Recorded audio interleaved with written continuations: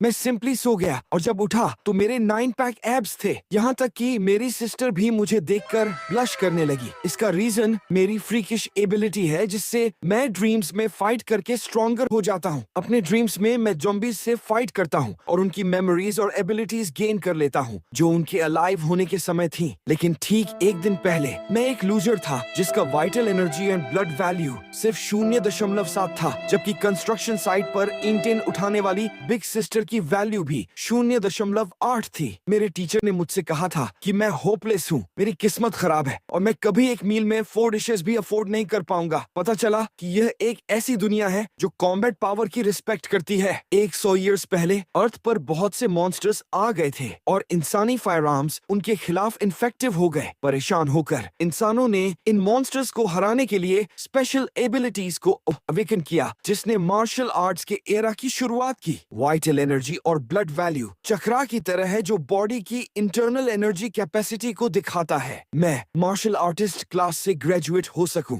ये एंश्योर करने के लिए मेरे फादर दिन में 5 जॉब्स करते थे ताकि मेरे लिए वाइटलिटी बूस्ट पाउडर की 2 बॉटल्स अफोर्ड कर सकें, जिससे मेरी वाइटल एनर्जी और ब्लड वैल्यू बढ़ सके। लेकिन मुझे पता था कि यह पूरी तरह से वेस्ट ऑफ मनी था। अपने पेरेंट्स को डिसअपॉइंट नहीं करने के लिए मैं रूटीनली अपने रूम में लौटकर national basic body conditioning routine practice करता था जो national middle school students broadcast exercises का 14वां सेट था। अपने दांत भींचकर मैं मुश्किल से 3 रेपिटेशंस फिनिश कर पाया और एग्जॉशन की वजह से फेंट हो गया। अगले ही मोमेंट हमेशा की तरह मैंने खुद को इस ड्रीम में पाया। मैंने अपने फेस को जोर से पिंच किया। ऐसा लगता है कि मैं फिर से बहुत डीपली सो गया था। ड्रीम में यह मेरी 101वीं एंट्री थी। तभी एक बुलेट प्रूफ वेस्ट पहने हुए ज़ॉम्बी ने मुझ पर लॉन्च किया। तुम फिर से? तुम मेरा पीछा क्यों करते रहते हो? 2 ईयर्स से उसके सड़े हुए बिना ब्रश किए हुए दांतों को देखकर मुझे बहुत डिस्गस्ट हो रहा था और पूरी बॉडी में गूज़बम्प्स आ रहे थे। डैम इट, मैं कम से कम आधा मार्शल आर्टिस्ट तो हूँ ही और मेरे ही ड्रीम में तुम्हारी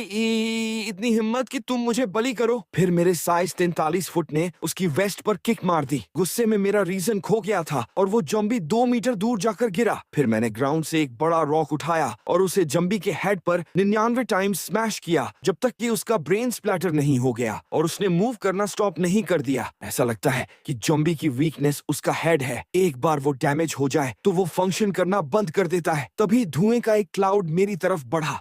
ये क्या है? मेरे हेड में बहुत पेन हो रहा है। फिर एक आदमी की वेरियस मेमोरीज मेरे माइंड में फ्लड करने लगी। एक soldier, body refining breathing techniques, terrifying beasts. ये आदमी बहुत पावरफुल लग रहा था। क्या ये उस गाय के मरने से पहले की मेमोरीज हो सकती हैं? इसके बारे में सोचते हुए एक और ज़ॉम्बी ने मुझ पर लंच किया। मेरी बॉडी ने सबकॉन्शियसली रिएक्ट किया, एक ही फ्लूइड मोशन में कैच, ट्रांसफर और रिलीज करते हुए ज़ॉम्बी को ग्राउंड पर गिरा दिया। क्या यह सच में मैं हूँ? मैं अपनी बॉडी में पावर का एक सर्ज कंटिन्यूअसली फ्लो होते हुए फील कर सकता था। ऐसा लगता है कि ज़ॉम्बी को किल करने से मुझे सिर्फ उनकी मेमोरीज ही नहीं मिलती बल्कि उनकी स्ट्रेंथ भी मिलती है। किसी दूसरे की लाइफ टाइम की एक्यूमुलेटेड एक्सपीरियंस को गेन करना कितना इजी है। जब मैं इस ड्रीम के इनक्रेडिबल होने पर मार्वल कर रहा था तभी एक इम्पेशेंट वॉइस ने मुझे जगा दिया। पता चला कि मेरी सिस्टर मुझे खाना खाने के लिए बुला रही थी। मेरी सिस्टर और मैं बिल्कुल स्टार्क कंट्रास्ट्स हैं। हालांकि वो मुझसे कुछ इयर्स छोटी है लेकिन वो स्कूल की जीनियस रिप्रेजेंटेटिव है। उसकी वाइटल एनर्जी और blood value level 1 martial artist तक पहुंचने वाली है। इसलिए मैं ऐसा ब्रदर बन गया जिसके बारे में बताने में वो एंग्जाइज रहती है। जैसे ही मैंने अपनी भीगी हुई शर्ट उतारी मैं यह देखकर सरप्राइज रह गया कि मेरी फिजिक इतनी अच्छी हो गई थी। मैं टायर्ड नहीं था और एनर्जेटिक फील कर रहा था। सिर्फ इतना ही नहीं, मुझे उस ज़ॉम्बी से इनहेरिटेड सारी मेमोरीज और वेरियस कॉम्बैट टेक्निक्स भी याद थी। पता चला कि ड्रीम में जो कुछ भी था वो सब रियल था। अगले ही मोमेंट मेरी अचानक बढ़ी हुई टेरिफाइंग एपेटाइट ने मेरी फैमिली को सरप्राइज कर दिया। मेरे फादर ने हंसते हुए कहा कि लड़कों को अपनी वाइटल एनर्जी और ब्लड वैल्यू बढ़ाने के लिए बहुत खाना चाहिए। डैड, वो 18 साल का हो चुका है। क्या आपको लगता है कि सिर्फ खाने से कोई वाइटल एनर्जी और ब्लड बढ़ा सकता है? शायद ड्रीम में मेरी वाइटल एनर्जी और ब्लड वैल्यू सच में बढ़ गई थी। डिनर के बाद मैं क्वाइटली पड़ोस के मार्शल आर्ट्स जिम में गया। अचानक एक ग्रीन लाइट इमर्ज हुई और मैं ऊपर पैनल पर डिस्प्लेड इंफॉर्मेशन को देखकर सरप्राइज रह गया। क्या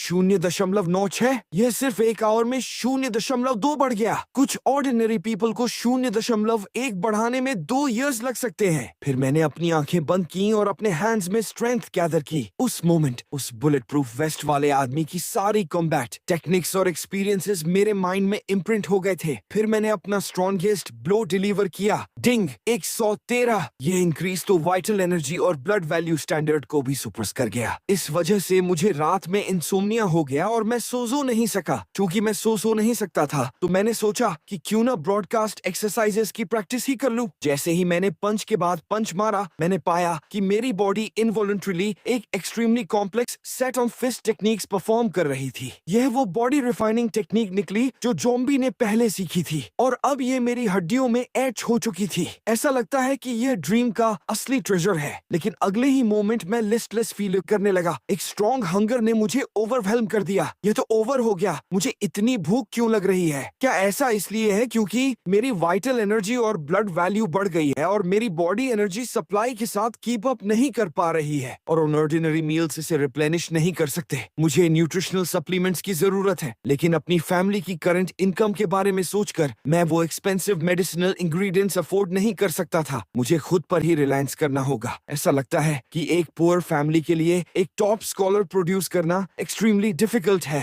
मेरी सिस्टर जैसी किसी के लिए ये सिर्फ एक्सेप्शनल टैलेंट की वजह से हो सकता है और अब इनकम बढ़ाने का एकमात्र तरीका स्कूल की स्कॉलरशिप हो सकती है। हर ईयर स्कूल आउटस्टैंडिंग स्टूडेंट्स को बहुत से रिसोर्सेज प्रोवाइड करता है। इसीलिए कल के कॉलेज कॉम्बैट टेस्ट में मुझे उस स्कॉलरशिप को पाने के लिए अपना टैलेंट और स्ट्रेंथ दिखाना ही होगा। Part 2 04 to 50। अगले दिन जब मेरे क्लासमेट फैटी ने मेरी मस्कुलर बॉडी देखी तो वो अमेज्ड हुए बिना नहीं रह सका। तुम क्या करते रहे हो? सिर्फ कुछ दिनों में मैं तुम्हें पहचान भी नहीं पा रहा हूँ। फिर हम कॉम्बैट ट्रेनिंग ग्राउंड की तरफ बढ़े। आज की क्लास एक लेवल 2 मार्शल आर्टिस्ट ले रहे थे जिनके हाथ पर एक बड़ा स्कार था। एक ऐसा आदमी जिसने सच में फील्ड पर मॉन्स्ट्रस बीस्ट से बैटल की थी। फिर उन्होंने हमें कॉम्बैट बॉक्सिंग के कुछ सेट्स सिखाए, लेकिन मुझे लगा कि उनके द्वारा डिमोन्स्ट्रेटेड टेक्निक्स मेरे ड्रीम के ज़ॉम्बी के सोफिस्टिकेटेड मूव्स के कंपैरिजन में बहुत सिंपलिस्टिक थी। फिर टीचर ने एक स्टूडेंट को डिमोन्स्ट्रेशन के लिए ऊपर आने को कहा। अनसरप्राइजिंगली शो ऑफ करने का ये अपॉर्चुनिटी क्लियरली यान के लिए ही था। आखिर एकेडमी के टीचर्स भी उसके साथ फेवर करी करना चाहते थे। न सिर्फ उसकी फैमिली के पास माइंड्स हैं, बल्कि उसका टैलेंट भी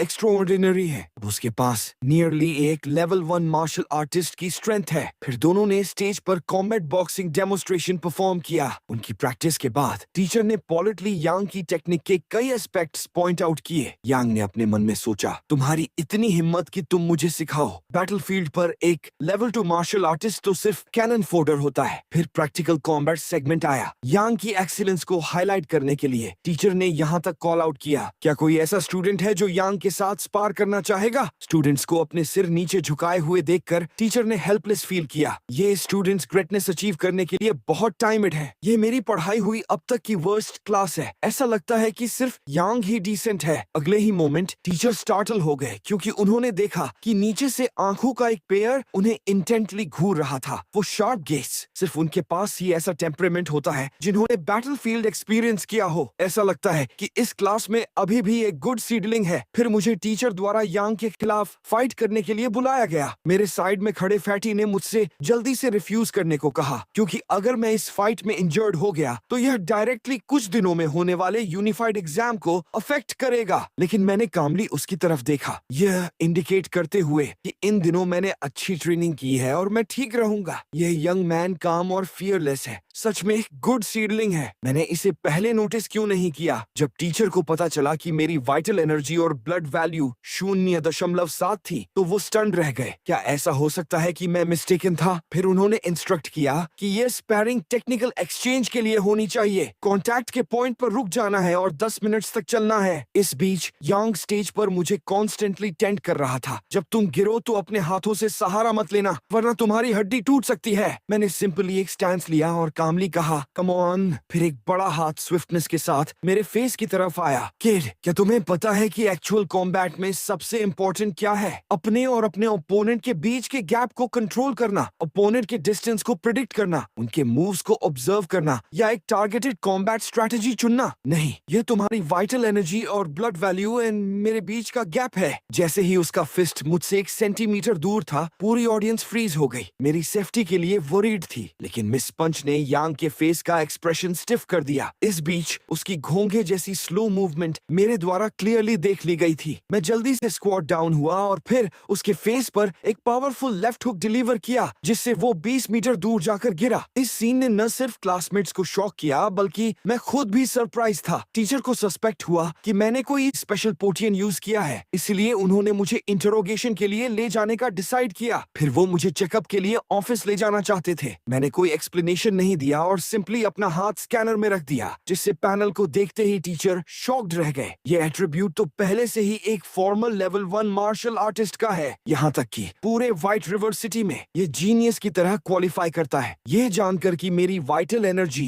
एंड ब्लड वैल्यू आधे महीने में 0.8 से बढ़कर 1.5 हो गई थी, टीचर ने मन ही मन एक्सक्लेम किया कि मैं एक मॉन्स्टर हूँ, ओ फाफू। इसीलिए वो मुझे अधिक क्वालिफाइड टीचर्स वाली एक बेटर क्लास में प्लेस करना चाहते थे, लेकिन मैंने रिफ्यूज कर दिया। आखिर कोई भी टीचर मुझे उतना फास्ट इंप्रूव नहीं कर सकता था जितना कि ड्रीमिंग। फिर टीचर ने एक ब्लैक गोल्ड कार्ड निकाला जिसमें कम से कम सेवरल 100,000 थे। क्योंकि ऐसी बात है तो स्कूल तुम्हें सिर्फ फाइनेंशियल सपोर्ट ही ऑफर कर सकता है। हालांकि एक कंडीशन थी, मुझे अगले महीने एक मिलिट्री डिस्ट्रिक्ट कैंप असेसमेंट में स्कूल को रिप्रेजेंट करना था। नेचुरली मैं ऐसे फ्री मनी को रिफ्यूज नहीं करूंगा, लेकिन मैंने एक पॉइंट क्लियर कर दिया कि स्कूल मेरी क्लासेस अटेंड करने की फ्रीडम को रिस्ट्रिक्ट नहीं कर सकता, क्योंकि मुझे अभी भी घर पर सोकर ड्रीम देखना था। घर वापस आकर मैंने लेवल अप करने के लिए अपने ड्रीम्स में मॉन्स्टर्स से फाइट करना जारी रखा। हालांकि ये मॉन्स्टर्स बहुत स्ट्रॉन्ग नहीं थे, इसीलिए मेरा इंप्रूवमेंट लिमिटेड था। तो उस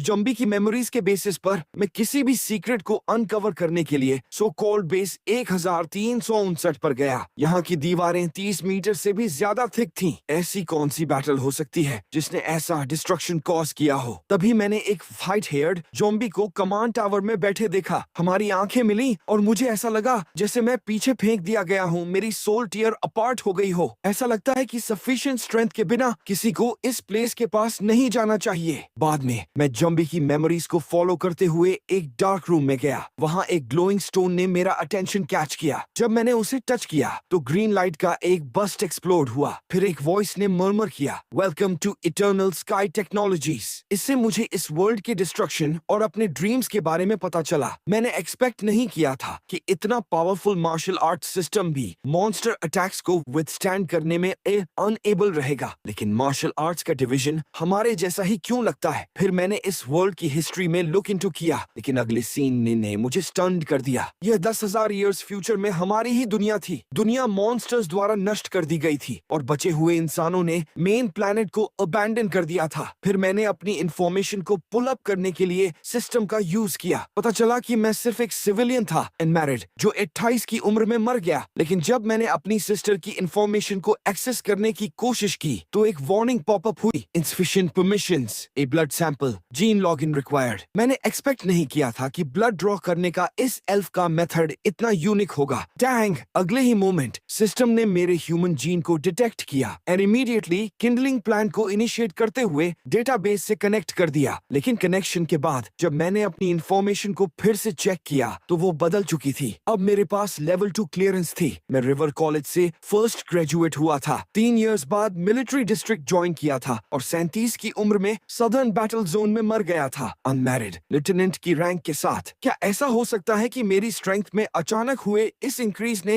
हिस्ट्री को ऑल्टर कर दिया? आखिर 18 की उम्र से पहले मेरी ट्रेजेक्टरी बिल्कुल सेम थी, यहाँ तक कि कॉलेज एंट्रेंस एग्जाम के दौरान की सर्जन एबिलिटीज भी। फिर मैंने डेटाबेस का यूज करके एक लेवल 1 मार्शल आर्टिस्ट के लिए सुटेबल सबसे बेस्ट टेक्निक्स को लुकअप किया जिन्हें मेरी करंट परमिशंस अलाउ करती थी। 3 टेक्निक्स अपीयर हुई, stellar body refining techniques, natural breathing method और क्रिस्टल विजुअलाइजेशन टेक्निक। हालांकि वे सभी इंट्रोडक्टरी टेक्स्ट हैं, लेकिन उन्हें लेवल 11 पावर हाउसेस द्वारा बनाया गया था। हमारी करंट वर्ल्ड में स्ट्रॉन्गेस्ट लोग सिर्फ लेवल 9 के हैं, तो लेवल 11 कितना टेरिफाइंग होगा। फिर मैंने बॉडी को रिफाइन करने, इंटरनल एनर्जी को कल्टीवेट करने और मेंटल स्ट्रेंथ को एनहेंस करने की टेक्निक्स पर फोकस करते हुए स्पॉट पर ही प्रैक्टिस करना शुरू कर दिया। ये टेक्निक्स करंट प्रैक्टिसेस से 1000 टाइम्स स्ट्रॉन्गर थी। अगले दिन मैं एक टायर्ड फेस के साथ उठा, लेकिन मैंने अपनी बॉडी में एक डिफरेंस फील किया। यह स्टेंच जरूर मेरी बॉडी से एक्सपेल होने वाली इम्प्यूरिटीज होंगी। अब जब मेरे पास सब कुछ था तो मैंने कुछ मेडिसिन बनाने का ट्राई करने का डिसाइड किया। मुझे बस एक फार्मेसी लैब ढूंढने की जरूरत थी, जो कि कोई ऐसी चीज नहीं है जिसे एक एवरेज पर्सन अफोर्ड कर सके, क्योंकि वे इनक्रेडिबली प्रीशियस होती हैं। मैंने 9 स्ट्रीट्स पर 15 फार्मेसीज से पूछा और किसी ने भी मुझे अपना स्पेस रेंट पर देने के लिए हाँ नहीं कहा। डिजेक्टेड फील करते हुए मैं एक ओल्ड और रन डाउन फार्मेसी में गया। मेरे थ्रेट्स और परसुएशन के बाद क्लर्क मुझे इसे 3 घंटे के लिए यूज करने देने पर सहमत हो गया, वरना बॉस के वापस आने पर वो ट्रबल में पड़ जाता। चूंकि मैं फर्स्ट टाइम मेडिसिन बना रहा था, मैंने ध्यान से इंग्रेडिएंट्स निकाले और उन्हें रेसिपी के रेशियोज के अकॉर्डिंग मिक्स किया, जिससे फाइनली एक पर्पलिश रेड लिक्विड प्रोड्यूस हुआ। हालांकि मैंने सिर्फ एक स्मॉल सिप लिया और अगले ही मोमेंट मेरे अंदर एक शार्प पेन सर्ज हुआ। ऐसा लगा जैसे मेरी बॉडी को स्लाइस एंड बर्न किया जा रहा हो। वो पेन 2 मिनट्स तक रहा। मैंने एक्सपेक्ट नहीं किया था कि मेडिसिन इतनी स्ट्रॉन्ग होगी। इसने रिसेंटली हुए रैपिड इंप्रूवमेंट्स की वजह से मेरी वाइटल एनर्जी और ब्लड में आए डेफिसिट को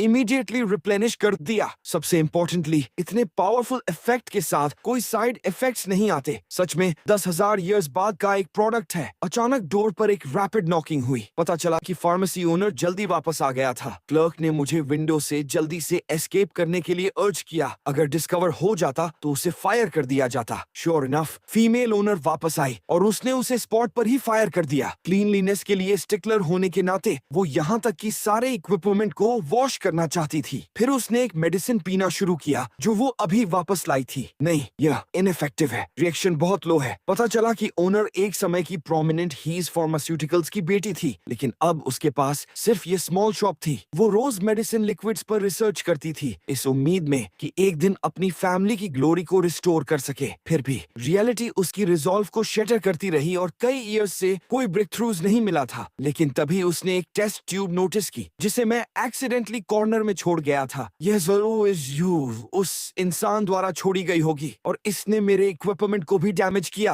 लेकिन अगले ही मोमेंट मेडिसिन की एक फ्रेग्रेंस उसके नोज में आके सिर्फ एक सर्टेन ग्रेड की मेडिसिन ही फ्रेग्रेंस एमिट करती हैं। क्यूरियस होकर उसने इसे टेस्ट किया और उसके फेस पर अस्टोनिशमेंट का एक लुक आ गया। अगले ही मोमेंट ओनर बाहर की तरफ दौड़ी और अर्जेंटली कॉल आउट किया। अभी वो कौन था? वो जरूर एक मास्टर होगा। जो मेडिसिन उसने बनाई थी वो मार्केट में करंटली अवेलेबल किसी भी चीज से 10 टाइम्स बेटर थी और जो इंग्रेडिएंट्स यूज किए गए थे वे बहुत इनएक्सपेंसिव थे। ऐसे टैलेंट को जरूर रिक्रूट किया जाना चाहिए। जब उसे क्लर्क से पता चला कि यह सो कॉल्ड मास्टर सिर्फ एक हाई स्कूल स्टूडेंट था तो ओनर शॉक्ड रह गई। क्या ऐसा मॉन्स्टर सच में एग्जिस्ट कर सकता है? दूसरी तरफ मैं अभी भी अपने ड्रीम में डूबा हुआ था। ज़ॉम्बी से बैटल कर रहा था। आज का ओपोनेंट एक लेवल 4 मार्शल आर्टिस्ट ज़ॉम्बी था। चलो देखते हैं कि क्या मैं तुमसे फाइट कर सकता हूँ। मैंने ज़ॉम्बी के स्ट्राइक को हेड ऑन ब्लॉक किया, लेकिन उसके फॉर्मिडेबल इम्पैक्ट ने मुझे ऐसा फील कराया जैसे मेरे आर्म्स ब्रेक हो रहे हों। ऐसा लगता है कि मैं इसे हेड ऑन नहीं ले सकता, इसलिए मैंने उसे ऑफ गार्ड कैच करने के लिए अपनी एगिलिटी का यूज किया। फाइनली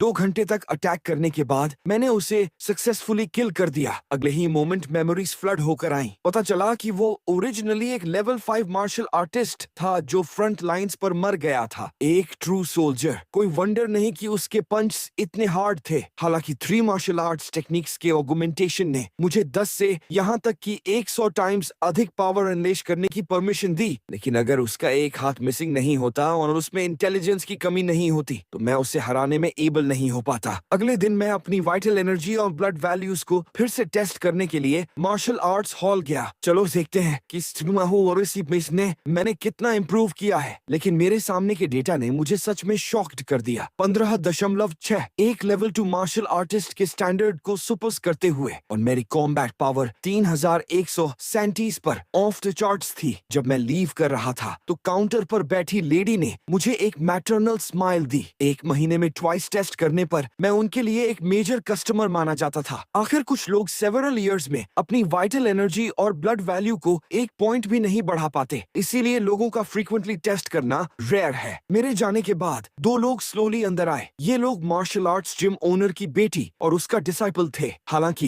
रेड हेयर्ड लड़के ने यह जानने पर कि मैं अक्सर अपनी वाइटल एनर्जी और ब्लड वैल्यू टेस्ट करने आता हूँ, मॉक किया। सिर्फ उस गाय के आउटफिट को देखकर ही आप बता सकते हैं कि वो एक ऑर्डिनरी फैमिली का किड है। वो चाहे जितना भी टेस्ट कर ले, ये फ्यूडल है। हालांकि कुछ हद तक एरोगेंट, लेकिन ये स्टेटमेंट सच में रियलिटी पर बेस्ड था, क्योंकि वो मार्शल आर्ट्स जिम में प्राइवेट ट्यूटर्स के साथ ट्रेन होते हुए और वेरियस सप्लीमेंट्स कंज्यूम करते हुए बड़ा हुआ था। इतने प्राउड मत बनो, कुछ किड्स हाईली टैलेंटेड होते हैं। फिर उसने आज के टेस्ट रिकॉर्ड्स को चेक करने का डिसाइड किया। अगले ही मोमेंट उसकी आंखें अपनी सॉकेट से बाहर आने को हो गईं। उसने इमीडिएटली रिसेप्शनिस्ट से उससे कांटेक्ट करने को कहा। लूशिंग एक हाई स्कूल स्टूडेंट जिसके पास लेवल 2 मार्शल आर्टिस्ट की स्ट्रेंथ है। ये पूरे व्हाइट रिवर सिटी में अनप्रेसिडेंटेड है। इस बीच मैं स्कूल पहुंच चुका था, जहां मैं कई दिनों से नहीं गया था क्योंकि आज फाइनल वाइटल एनर्जी और ब्लड असेसमेंट का दिन था, जो हर किसी के कॉलेज फ्यूचर को डिटरमाइन करेगा। मुझे एक ऑर्डिनरी स्टूडेंट के रूप में देखकर स्टाफ ने मुझे डिस्टाइन के साथ ट्रीट किया। बस मुझे फील करने के लिए एक फॉर्म दे दिया और रजिस्ट्रेशन फी पे करने को कहा।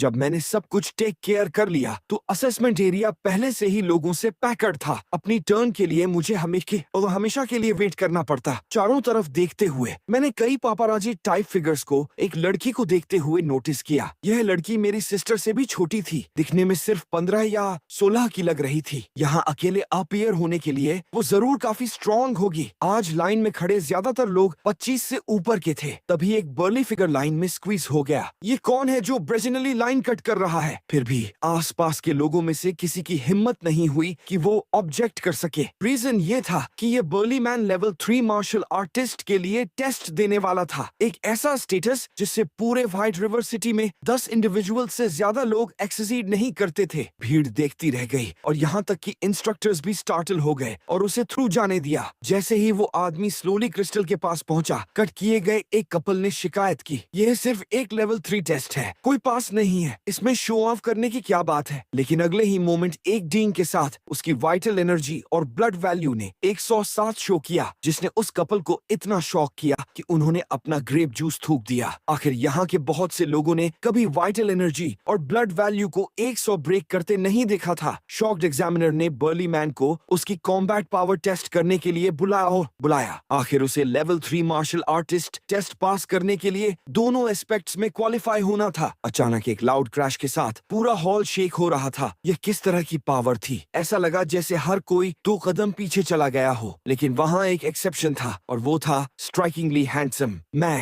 एग्जामिनर ने शॉक्ड होकर स्कोर बोर्ड को देखा, जिसने एक एस्टोनिशिंग 10,831 शो किया। 100 से ऊपर की वाइटल एनर्जी और ब्लड वैल्यू और 10,000 से ऊपर की कॉम्बैट पावर के साथ level 3 martial artist exam pass करने के लिए कंग्रेचुलेशंस। सिर्फ तुम्हारे पंच के विंड प्रेशर से ही एक लेवल 1 मार्शल आर्टिस्ट अनस्टेबल हो सकता है। तुम लिटरली डिस्ट्रक्शन के एक वॉकिंग वेपन हो। उस मोमेंट मैंने मर्मर किया, तो ये होता है एक लेवल 3 मार्शल आर्टिस्ट। ये सब बहुत इंप्रेसिव नहीं लगता, लेकिन मेरे शब्दों ने क्लियरली उस लड़की को इरिटेट कर दिया। मैंने कभी किसी ऐसे को नहीं देखा जो इतना एक्ट करता हो। क्योंकि हर कोई अभी भी शॉक में था, मैं अपना टेस्ट पहले देने के लिए आगे बढ़ा। आखिर मैं टाइम वेस्ट नहीं कर सकता था। एग्जामिनर ने मेरी कंपोजर को अप्रिशिएट किया। Young man, well done, nervous मत हो, बस इसे स्लोली प्लेस करो, अपना हार्ट रेट नॉर्मल रखो। अगले ही मोमेंट स्क्रीन पर आए नंबर्स ने हर किसी का जबड़ा गिरा दिया। होली शिट, क्या बकवास है। 15.8 वो सिर्फ 17 या 18 का है ना? क्या उसने कोक से ही कल्टीवेट करना शुरू कर दिया था? यहाँ तक कि शाओ फोंग भी,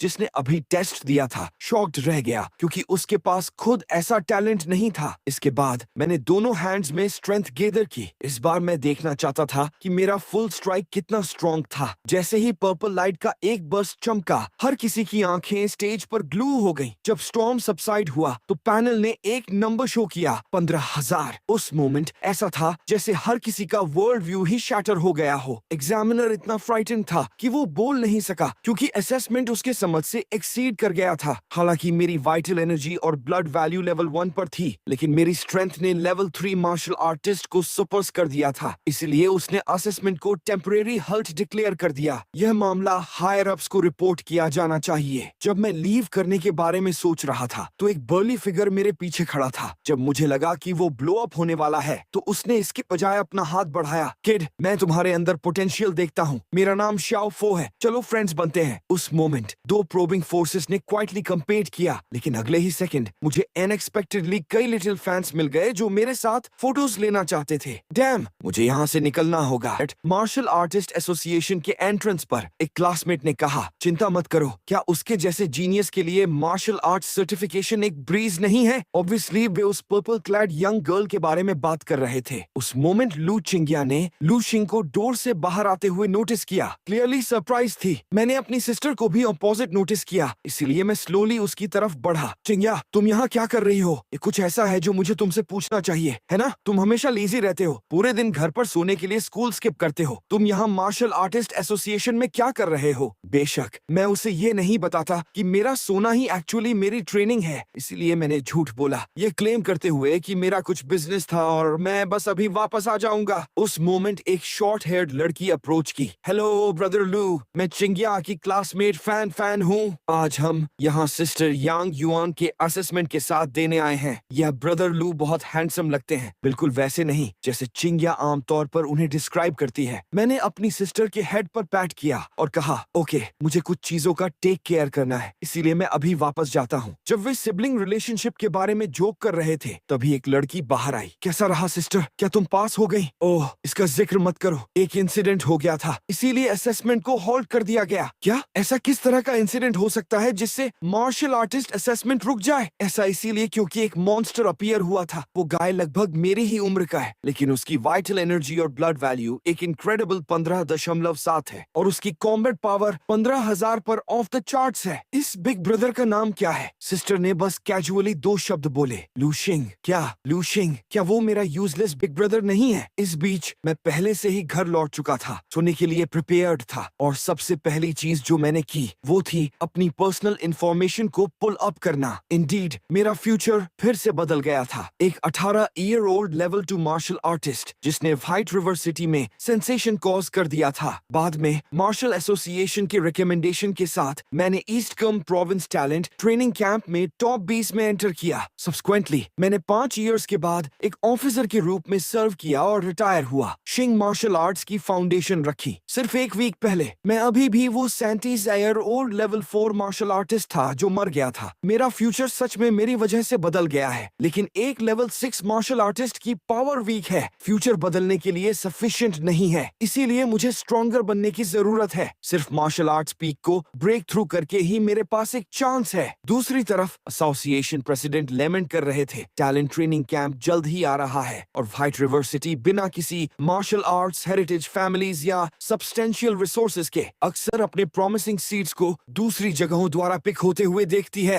डैम, मैं हमेशा से टैलेंट डिस्कवर करना चाहता था और रिजल्ट्स अचीव करना चाहता था। तभी एक असिस्टेंट ने फ्रैंटिकली डोर को ओपन किया। क्या बात है, क्या तुम डोर पर नॉक नहीं कर सकते? सॉरी प्रेसिडेंट, ये अर्जेंट है। एग्जामिनर एक मेजर न्यूज लाया है। हमारे असेसमेंट साइट पर 18 से कम उम्र का एक कैंडिडेट है जो एक लेवल 2 मार्शल आर्टिस्ट के रूप में 15,000 की कॉम्बैट पावर तक पहुंच गया। होली शिट, प्रेसिडेंट ने एक्सक्लेम किया। सालों हो गए जब व्हाइट रिवर सिटी ने इतने यंग लेवल 2 मार्शल आर्टिस्ट को देखा था, लेकिन अगले ही मोमेंट वो और भी स्टन्ड रह गए। इस यंग मैन ने मार्शल आर्ट्स की एक परफेक्ट फॉर्म परफॉर्म की थी। असिस्टेंट नहीं समझा कि इसका क्या मतलब था। मैं इसे इस तरह से बताता हूँ, दुनिया में उसकी उम्र के 10 से कम किड्स हैं जो अपने मार्शल आर्ट्स को इस हद तक परफेक्ट कर सकते हैं। लेकिन फिर उन्होंने दोबारा सोचा, हालांकि परफेक्ट फॉर्म मार्शल आर्ट्स को एक सर्टेन बूस्ट देती है, लेकिन 15.7 की वाइटल एनर्जी और ब्लड वैल्यू को 15,000 कॉम्बैट पावर प्रोड्यूस करने में एबल नहीं होना चाहिए, और वो एक ऑर्डिनरी फैमिली से है। इसका सिर्फ एक ही एक्सप्लेनेशन है, वो एक मॉन्स्ट्रस जीनियस है। हमें उसे सिक्योर करना ही होगा। यह सोचते हुए प्रेसिडेंट न सिर्फ दिल से हंसे, बल्कि हमारे टैलेंट ट्रेनिंग कैंप के पास अब होप है। प्रेसिडेंट, आप ओल्ड फ्लर्ट, पहले मुझे नीचे उतारिए। चलिए तुरंत गाड़ी तैयार करते हैं। मैं पर्सनली लू शिंग के घर विजिट करना चाहता हूँ। दूसरी तरफ मार्शल आर्ट्स जिम के अंदर एक डिसिप्लिन चिल्लाया, सिस्टर, मैंने उसे ढूंढ लिया। उसका नाम लू शिंग है, व्हाइट रिवर एकेडमी का एक स्टूडेंट है। उसके डैड एक मूवर है, उसकी मॉम एक कैशियर है और उसकी एक यंगर सिस्टर है जो हाई स्कूल में है। जाओ और अभी पेरेंट्स और एक यंग गर्ल के लिए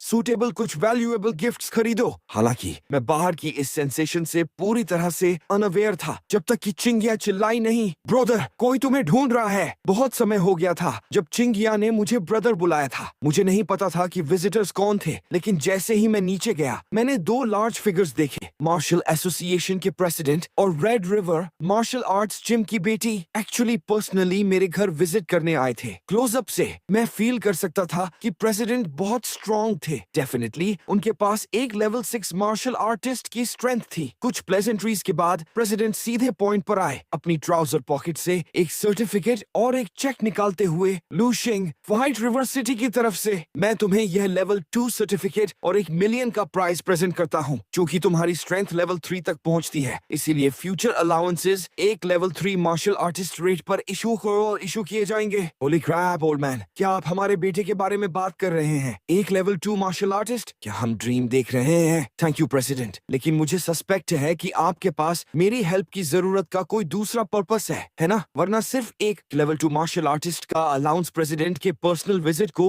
वारंट नहीं करता। किड का टेम्परामेंट अच्छा है, इवेंट से अनफेज्ड रहता है। चूंकि ऐसी बात है तो मैं प्लेनली बोलूंगा, हम चाहते हैं कि तुम ईस्टकम प्रोविंस के टैलेंट ट्रेनिंग कैंप में व्हाइट रिवर सिटी को रिप्रेजेंट करो। इस पर पिंक हेयर वाली लड़की एक्शन में स्टार्टल हो गई। प्रेसिडेंट शिया, ये सही नहीं लगता। हालांकि talent training camp indeed martial arts prodigies के लिए एक गैदरिंग प्लेस है, लेकिन यह एक ऐसी जगह भी है जहां टैलेंट्स नष्ट हो सकते हैं। हमारे जिम के सबसे प्रॉमिसिंग सीनियर ब्रदर कैंप से वापस आने के बाद कभी पहले जैसे नहीं रहे, भीड़ में खो गए। लूशिंग के पास लिमिटलेस पोटेंशियल है, उसे ये रिस्क लेने की जरूरत नहीं है। हालांकि प्रेसिडेंट ने पिंक हेयर वाली लड़की से आर्ग्यू नहीं किया, उन्होंने डिसीजन मुझ पर छोड़ दिया। यह सच है कि वो जगह जीनियस से भरी है और इनक्रेडिबली ब्रूटल है, लेकिन मैं लूशिंग के पोटेंशियल में बिलीव करता हूँ और यह भी कि वो वहाँ नहीं रुकेगा। हालांकि मैंने स्माइल किया और फिर प्रेसिडेंट के रजिस्ट्रेशन फॉर्म को ग्रैब किया। क्या मुझे इसके बारे में सोचने की भी जरूरत है? बेशक, मैं जा रहा हूँ। उस केस में मैं अब वापस जाता हूँ। कुछ दिनों में कोई तुम्हें पिक करने आएगा।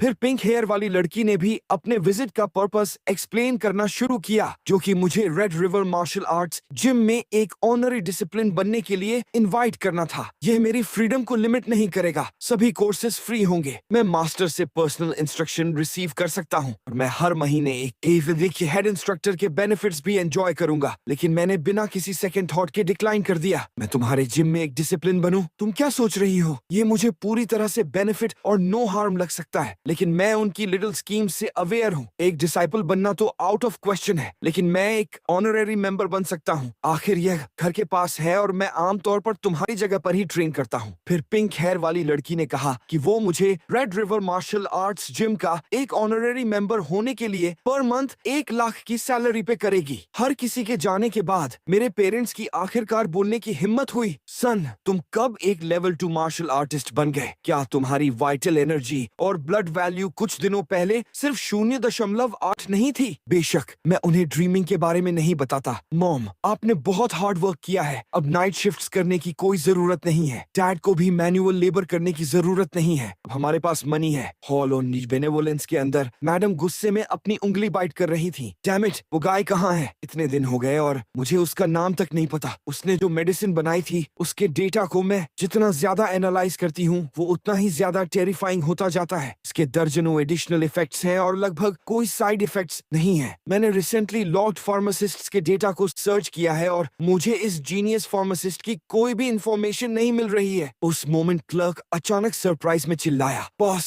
मैंने उसे ढूंढ लिया। ये वही है, व्हाइट रिवर सिटी का जीनियस। होली क्रैप, मैडम स्टंडन रह गई। हालांकि वो जानती थी कि वो यंग है, लेकिन उन्होंने एक्सपेक्ट नहीं किया था कि वो एक माइनर होगा। अब मैं उसे कैसे गेट करूं? Part 5, 24 minute 43 second. इस बीच मैं हिल्स में वेंडर कर रहा था, डीपली नेचर को एक्सपीरियंस कर रहा था। ऐसा लग रहा था कि हर एक ब्रेथ के साथ मैं कुछ नेचुरल फोर्सेस को एब्सॉर्ब कर रहा हूँ, अपनी बॉडी को नेचर के साथ मर्ज कर रहा हूँ। यह ट्रू नेचुरल ब्रीडिंग मेथड है। जब मैंने अपनी आंखें खोली तो मुझे रियलाइज हुआ कि मैंने एक ब्रेक थ्रू कर लिया है। मेरी वाइटल एनर्जी और ब्लड वैल्यू सिग्निफिकेंटली बढ़ गई थी। ऐसा लगता है कि मुझे मैरो न्यूरिशिंग एलिक्सर इंग्रेडिएंट्स तैयार करना शुरू करने की जरूरत है। बाकी बचे हुए इंग्रेडिएंट्स भी पहाड़ की तलहटी में रिजर्व्ड हैं। चलो देखते हैं कि मेरी newly learned cloud chasing step कितनी फास्ट है। 2 सेकंड बाद मैं पहाड़ की तलहटी में पहुंच गया, लेकिन तभी एक लोकल फूल ने देखा कि मैं एक स्टूडेंट हूँ। वो बैठ गया और प्राइसेस को जैक अप कर दिया। जबरदस्ती सेल करने की कोशिश करने लगा, वरना उसने मुझे कुत्तों को खिलाने के लिए पहाड़ पर फेंक देने की धमकी दी। हेल नो,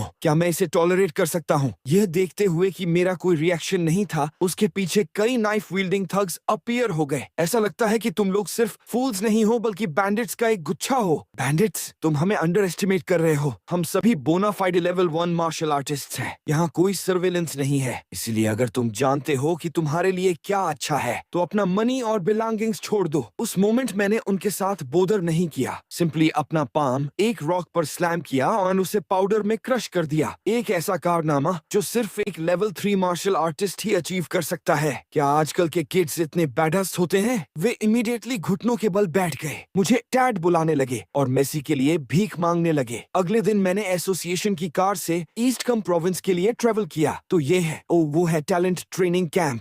एंट्रेंस को देखते हुए ये एक ट्रेनिंग कैंप के कंपैरिजन में एक मिलिट्री बेस जैसा ज्यादा दिखता है। ऐसा लगता है कि अंदर जाने के लिए आपको एक मार्शल आर्टिस्ट बैज पहनने की जरूरत है, लेकिन मेरा बैज मेरी मॉम द्वारा फ्रेम कर दिया गया था, इसीलिए मुझे एंट्रेंस पर ही रोक दिया गया। देखो, वो उस बॉटम फीडर सिटी से है। क्या कल उस सिटी से बहुत से लोग नहीं जा रहे थे? उसके पास बैज भी नहीं है, प्रोबेबली बैक डोर से अंदर आया है। जब इंस्ट्रक्टर ने लिस्ट चेक की और मेरा नाम व्हाइट रिवर के प्रेसिडेंट के स्पेशल रिकमेंडेशन के साथ पाया, तो इसने सिर्फ उनके इस बिलीफ को सॉलिडिफाई किया कि मैंने बैक डोर से एंट्री की थी। लेकिन क्योंकि मेरी सिटी से बहुत कम लोग थे, इसीलिए मुझे पड़ोसी क्लियर सोर्स सिटी के लोगों के साथ अंदर जाने के लिए हरिगृही अरेंज किया गया। जैसे ही मैंने गेट से कदम आगे बढ़ाया, मुझे अपने पैरों के नीचे कुछ ऑड फील हुआ। यह कोई ऑर्डिनरी एंट्रेंस सेरेमोनी नहीं थी। तुम्हारा टास्क कॉरिडोर के पार एग्जिट तक पहुंचना है। सक्सीड हुए तो तुम अंदर हो, फेल हुए तो घर जाओ। इसने ऑब्वियसली नए रिक्रूट्स के बीच डिससैटिस्फैक्शन कॉज की, लेकिन जैसे ही वॉइस बंद हुई, हमारे नीचे की जमीन स्प्लिट ओपन हो गई और हर कोई एक सीक्रेट पासेज में गिर गया। ऐसा लगता है कि दूसरी तरफ का मतलब यहाँ से थ्रू करना था। मैंने इमीडिएटली अपनी साइकिक पावर से स्कैन किया और श्योर इनफ ये कोई सिंपल पैसेज नहीं था, ये ट्रैप्स से भरा हुआ था। फिर क्लियर सोर्स सिटी के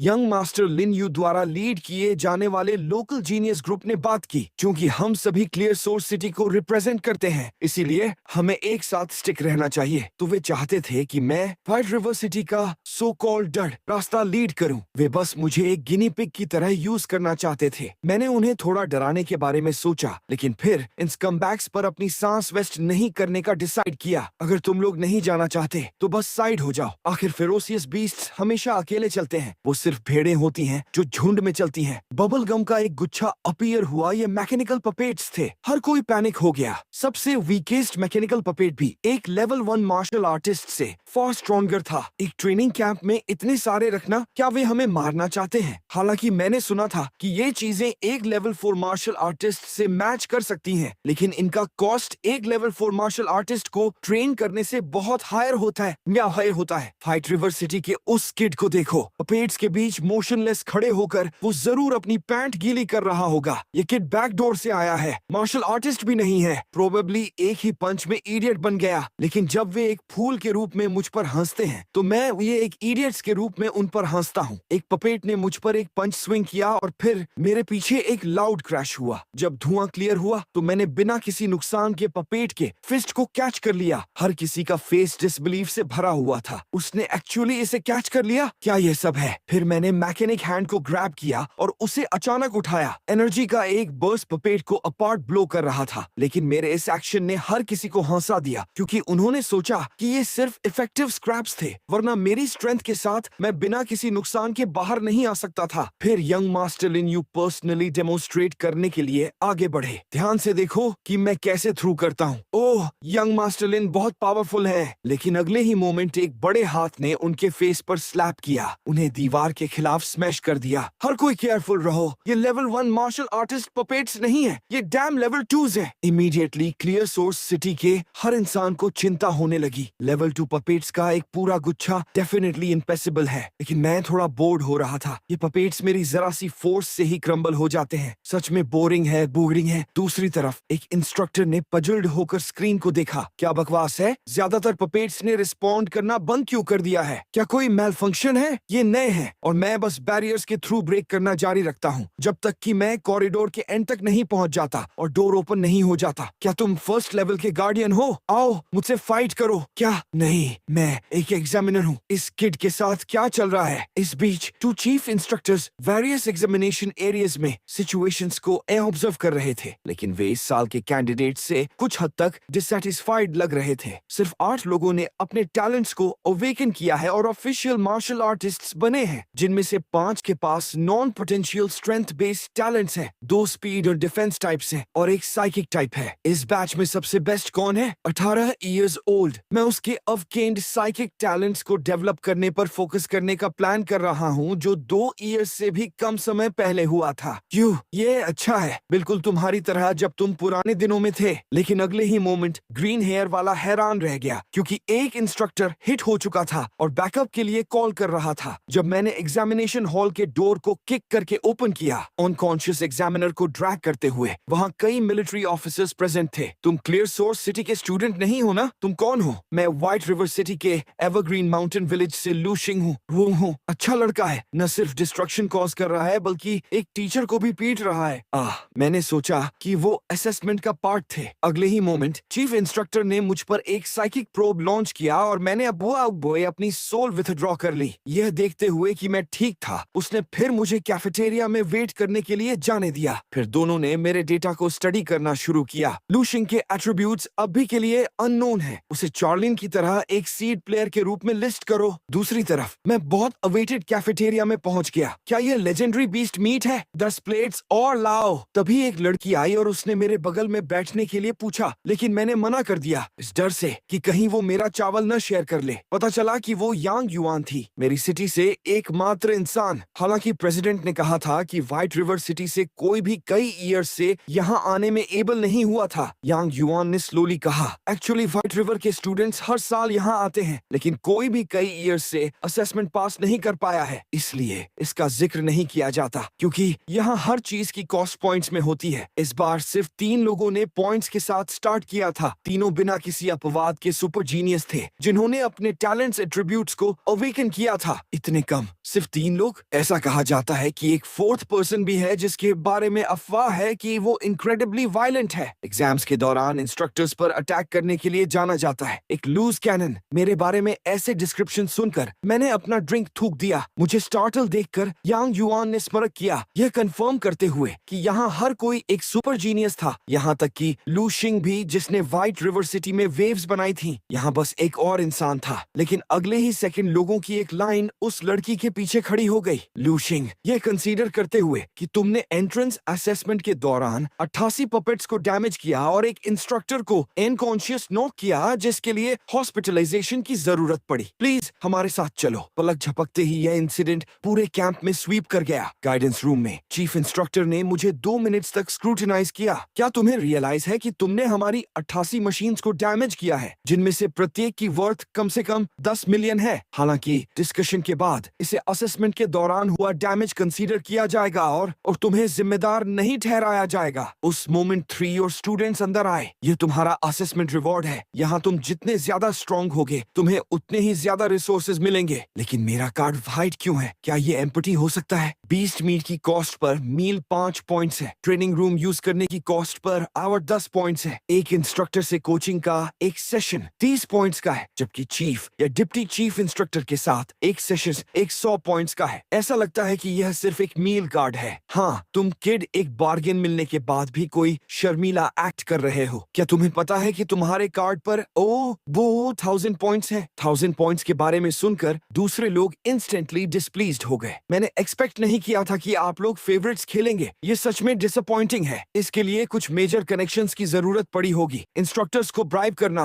अफवाहें फैलाना। असेसमेंट इंस्ट्रक्टर्स कम से कम लेवल 3 मार्शल आर्टिस्ट होते हैं और एक को इंजोर करने के लिए कम से कम एक लेवल 4 मार्शल आर्टिस्ट की जरूरत होगी। उसकी एस्केप्ड बॉडी के साथ अर्ली स्टेज से स्ट्रॉन्गेस्ट स्ट्रेंथ टाइप टैलेंट भी ऐसा नहीं कर सकता था। मैं इसे एक्सेप्ट नहीं करता। अगर तुम्हें लगता है कि तुम स्ट्रॉन्ग हो तो इसे मुझे प्रूव करो। बोलने के बाद डेंग मेरे मार्शल प्रोवेंस को टेस्ट करने के लिए मूव हुआ। हालांकि ऐसे एक्सटर्नल कॉम्बैट की परमिशन नहीं है, इंस्ट्रक्टर ने इंटरवीन नहीं किया। फिर उस आदमी का talent skill petrification defence activate हुआ और एक मिर साउंड के साथ मैंने अपनी ऑर्किड फिंगर उसके माथे पर एम की और उसे लाइटली फ्लिक कर दिया। एक इंस्टेंट में सीमिंगली इनविंसिबल डेंग उड़ता हुआ पीछे गया, अनकॉन्शियस हो गया। इंस्ट्रक्टर, उसने खुद इसके लिए पूछा था। इस पॉइंट पर दूसरे 2 स्टूडेंट्स स्तब्ध रह गए, शॉक्ड थे। क्या यह सच में सिर्फ एक स्टूडेंट था? वो हमसे बिल्कुल एक डिफरेंट लेवल पर लग रहा था। हालांकि जब मैं लीव कर रहा था, चीफ इंस्ट्रक्टर ने मुझे रोक दिया। उसने मेरे ट्रेनिंग प्लान्स के बारे में पूछा, ये मेंशन करते हुए कि अगर मैं अपने पॉइंट्स यूज करूं तो वो पर्सनली मुझे सिखा सकती है। लेकिन मैंने पीछे मुड़कर भी नहीं देखा क्योंकि मेरे पास हैंडल करने के लिए और भी इम्पोर्टेंट चीजें थीं। हे तुम ब्रैट, यहाँ चीफ इंस्ट्रक्टर से पर्सनल इंस्ट्रक्शन मिलने से ज्यादा इम्पोर्टेंट पॉसिबली क्या हो सकता है? मैंने सिंपली कहा, वो बेशक सोना होगा। हर किसी के जाने के बाद चीफ इंस्ट्रक्टर कोल्डली बोली, क्या तुम्हें हमारे बैच से शांगपी याद है? वो एक जीनियस था जिसने अपनी स्ट्रेंथ टाइप टैलेंट के साथ हर किसी को जल्दी ही सरपास कर दिया था। लेकिन ट्रू स्ट्रेंथ सिर्फ मसल के बारे में नहीं है। जो लोग पूरी तरह से अपने स्ट्रेंथ टाइप टैलेंट से मिले पावर बूस्ट पर रिलायंस करते हैं, वे इवेंचुअली फेड अवे हो जाते हैं। लू शिंग को भी शायद उसी फेट का सामना करना पड़े।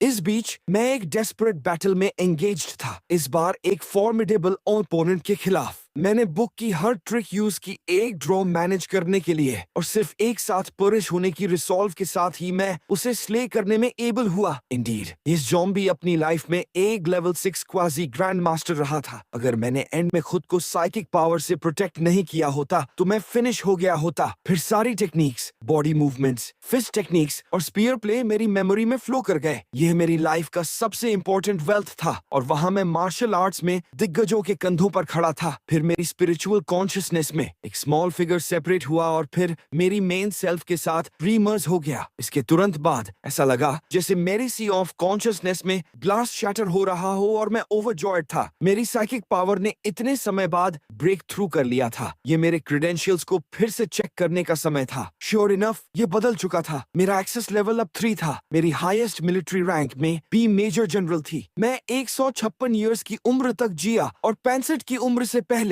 एक लेवल 7 मार्शल आर्टिस्ट के रूप में प्रमोट हुआ था। अब जब मेरी परमिशंस अपग्रेड हो गई थी तो मैं और अधिक इंफॉर्मेशन को एक्सेस कर सकता था। फिर मैंने उन 3 टेक्निक्स के एडवांस चैप्टर्स को रिव्यू किया जिनकी मैंने प्रैक्टिस की थी, और मुझे कहना होगा कि ये टेक्निक्स इनक्रेडिबली पावरफुल थी। फिर कॉर्नर में एक बुक ने मेरा ध्यान खींचा, the complete divine illumination of the लिस्टिक अंडरवर्ल्ड किंग स्क्रिप्चर, जिसे डेनॉन फोंग, जो कि मार्शल अलायंस के एक 11वीं लेवल पावर हाउस थे, द्वारा क्रिएट किया गया था। मुझे कहना होगा कि डानन फोंग सच में एक जीनियस थे जिन्होंने ऐसी high level psychic technique create की। वो प्रोबेबली 11वीं लेवल पावर हाउसेस में टॉप पर रहे होंगे, लेकिन इतने स्ट्रॉन्ग व्यक्ति भी ह्यूमन सिविलाइजेशन के डिस्ट्रक्शन को विदस्टैंड नहीं कर सके। इसीलिए हर मिनट और हर सेकंड मुझे खुद को स्ट्रॉन्गर बनाना होगा। पलक झपकते ही 1 महीना बीत चुका था और चीफ इंस्ट्रक्टर के गाइडेंस में चार्लिन जल्दी ही एक लेवल 1 माइंड वीवर की रैंक के अप्रोच कर रही थी। यह कहना होगा कि तुम्हारे पास रिमार्केबल टैलेंट है कि तुमने सिर्फ कुछ ही हफ्तों में इतनी प्रोग्रेस कर ली है। हालांकि चीफ इंस्ट्रक्टर ने चार्लिन के साथ एक क्रिटिकल इश्यू भी डिस्कवर किया। उसकी साइकिक स्ट्रेंथ में एक मेंटल वल्नरेबिलिटी है। यह लाइकली पास्ट में किसी व्यक्ति द्वारा इन्फ्लिक्टेड एक ट्रॉमा की वजह से है। एकमात्र सोल्यूशन इस व्यक्ति को ढूंढना है और या तो उसे डिफीट करना है या किल करना है। इस महीने के दौरान हर स्टूडेंट उसी ट्रांसफॉर्मेशन से गुजरा है, सिवाय मेरे जो हर दिन डॉर्मेट्री में सोता रहा हूँ। इंस्ट्रक्टर ने मुझ पर से गिव अप कर दिया है और मेरे क्लासमेट्स सोचते हैं कि मेरा पीक पीरियड ओवर हो चुका है। उनका मानना है कि मैं इंटेंशनली प्रैक्टिस नहीं कर रहा हूँ ताकि मिस्ट्री का एक एयर ऐड हो सके, जबकि रियलिटी में मुझे कई अन्य टैलेंट्स द्वारा पहले ही सरपास किया जा चुका है। सिर्फ यांग युआन मुझ में बिलीव करती है और उसने मेरी तरफ से कई बार क्लासमेट्स से आर्ग्यू किया है, क्योंकि अपने दिल में वो जानती है कि मैं चैलेंजेस को अवॉइड करने वालों में से नहीं हूँ। अचानक हॉलवे में भीड़ चिल्लाई, चियायोंग 4-फोल्ड ग्रेविटी रिकॉर्ड ब्रेक करने वाला है। इसने तुरंत स्टूडेंट्स को वॉच करने के लिए ड्रा किया, क्योंकि उनमें से ज्यादातर लोग लंबे समय तक 1-फोल्ड ग्रेविटी को भी विदस्टैंड नहीं कर सकते थे। जैसे ही ऑडियंस बढ़ी, चियायोंग की स्माइल उसके मुंह के कॉर्नर्स पर कर्ल होने लगी। देखो, ये एडोर्ड होने की फीलिंग है, एक्सीलरेटिंग है। हालांकि मैं इनिशियली तुम्हारे जितना अच्छा नहीं था, लेकिन अब मैंने तुम्हें बहुत पीछे छोड़ दिया है। मैं पूरे 1 महीने से दिन रात ट्रेन कर रहा हूँ, जबकि तुम सिर्फ सो रहे हो। जैसे ही उसने बोलना फिनिश किया, मैं स्विफ्टली उसके पीछे मूव हुआ। ये ग्रेविटी ट्रेनिंग रूम है ना? रिजल्ट्स को टेस्ट करने का समय आ गया है। मैं 3 घंटे के साथ स्टार्ट करूंगा। तुम इस पूरे समय सो रहे थे और अभी भी सोचते हो कि तुम स्ट्रॉन्गर बन सकते हो। 1000 पॉइंट्स का क्या वेस्ट है? लेकिन मैंने उसकी तरफ कोई ध्यान नहीं दिया और ग्रेविटी रूम में वॉक कर गया।